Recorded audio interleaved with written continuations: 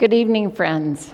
My name is Reverend Ann Kemper, pastor here at Covenant United Methodist Church. Tonight's reading on the Rock is a story that is not only a Newbery medalist, but also a Coretta Scott King Award winner. It is a powerful story of determination, perseverance, and love. Good evening. My name is Joshua Oteme.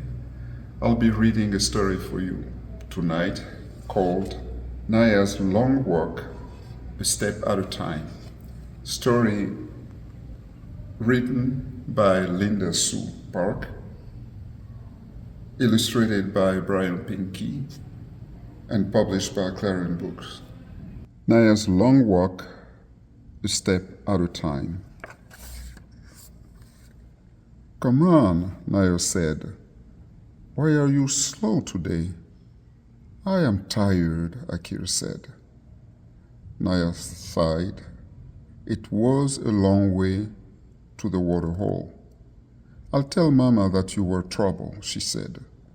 "Don't," Akira begged. "I'll be good." She started walking a little faster. "Akira, look." Naya pointed to the horizon where she could see a cloud of dust. "What is it?" "I can't see," Akira whined. "Antelope? Or a truck?" "Too far away to tell. Probably antelope." Trucks were a rare sight in their village. Akira was slowing down again, Naya said. "You know the clapping hand game? Let's sing the song. And do the clapping too? Not while we walk, but later, okay?" At the water hole, they took long drinks. Naya filled the jerry can. Then they played the clapping game twice. "Time to go," Naya said.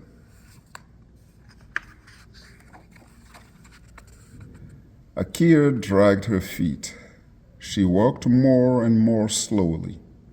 Soon she began to cry and sat down on the ground. "I can't walk anymore," she said. "It's too far, and I'm too tired." "Don't be silly," Naya snapped. "You've walked this before, lots of time." Akira cried and sniffed and hiccuped. She looked up at Naya, her eyes very big. Naya frowned. Akira was not a crybaby. Usually she skipped along, chattering like a starling. Naya knelt in front of Akira and felt her face. Akira's forehead and cheeks were burning hot. She had stopped crying and was quiet and still. Akira was sick, maybe very sick. Naya felt swelling inside her. They were at least half a morning's walk away from home.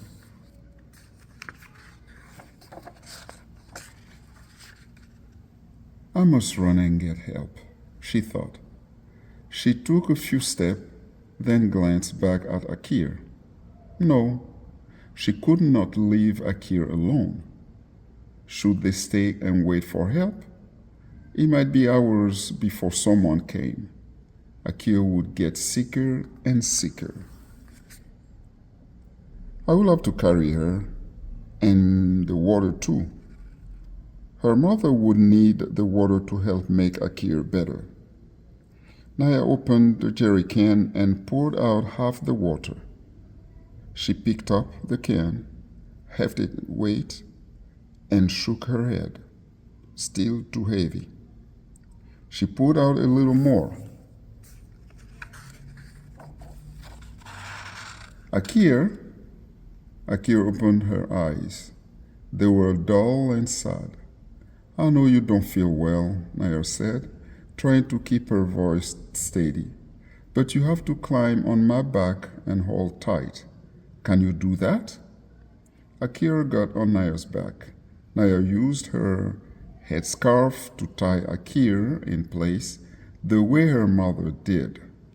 Then she picked up the jerry can and began to walk.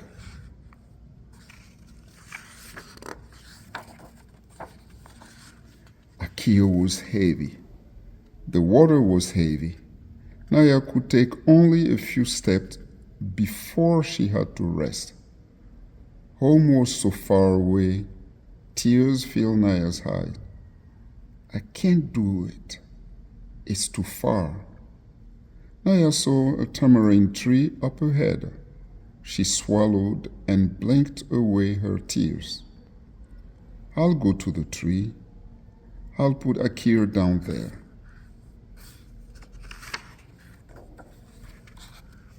When she got to the tree, she thought she might be able to walk a little more.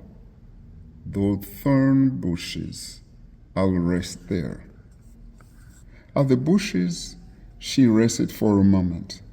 Akira had fallen asleep. Farther on, Naya saw an old stump. I can make it to the stump. I know I can. Step by step, a bit at a time, Naya kept walking.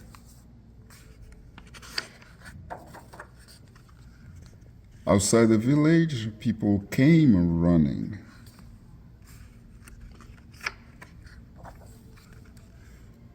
Mama took Akira. Someone else took the water. Everyone rushed away. Naya sat down on the ground. She slumped for a long time with her head in her hand until she heard footsteps coming toward her. It was Mama.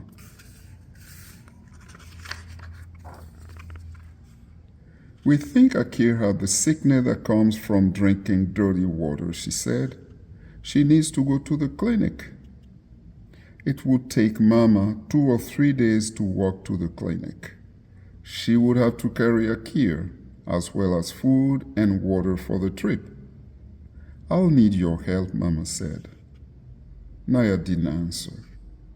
I'm so tired. I can't walk anymore today.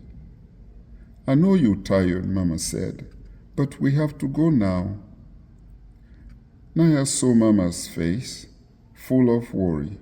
She remembered how Akira had looked, so sad and afraid.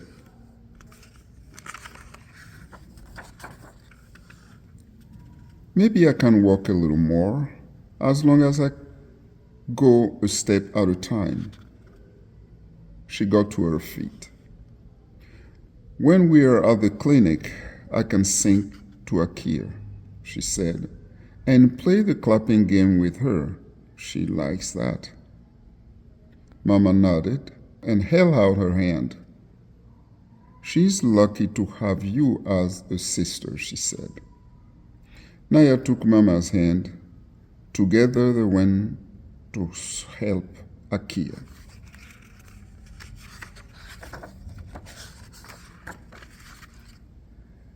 And then what happened?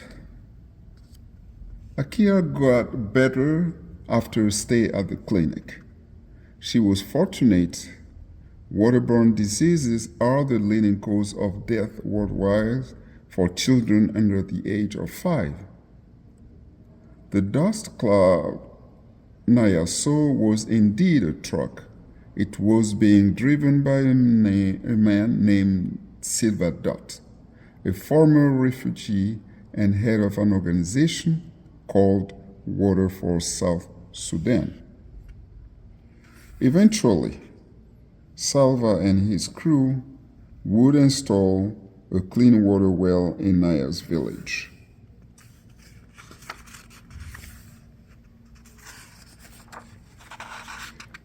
The village now has far fewer disease cases of waterborne illness. And because Naya and the other village girl no longer have to walk hours every day to fetch water, they have time to go to school. As of 2019, Silva's organization has drilled more than 340 wells serving at least 250,000 people. Students from schools in the United States and many other countries have participated in fundraising activities and sponsored 139 of those wells, as well as donated money for a new drilling rig. Naya and her family are fictional characters, but their story is typical of villagers all over South Sudan. Determination, perseverance, and love. 3 things that will always get us where we need to go. Would you please pray with me? Dear God, thank you for authors who help us learn to be strong and loving, one step at a time. Amen. Thank you for joining us for Reading on the Rock, and I'll see you next week. Good night.